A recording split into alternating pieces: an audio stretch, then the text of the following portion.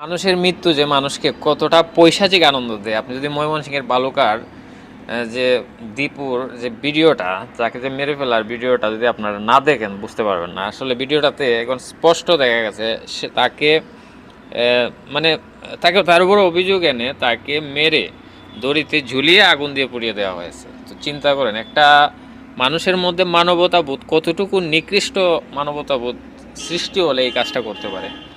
এবং শত শত মানুষ দেখলাম ভিডিও করতেছে, দেখতেছে, কি উল্লাস, কি আনন্দ, কি মানুষের মৃত্যু যে মানুষকে কতটা আনন্দ দেয়, আপনি ভিডিওটা না দেখলে বুঝতে পারবেন না।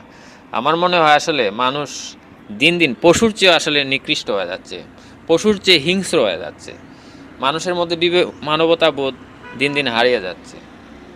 আপনাদের কাছে একটা প্রশ্ন রাখলাম, আসলে বর্তমান যে সোশ্যাল মিডিয়া বিভিন্ন ধরনের গুজব বিভিন্ন মানুষের ব্যাপারে ছড়িয়ে দেওয়া হয়, তো এগুলাকে তদন্ত করে সঠিক না বুঝে কারো উপর আসলে মব সৃষ্টি করে তাকে মেরে ফেলা কতটুকু যুক্তি, এটা আপনাদের কাছে আমি প্রশ্ন রাখলাম।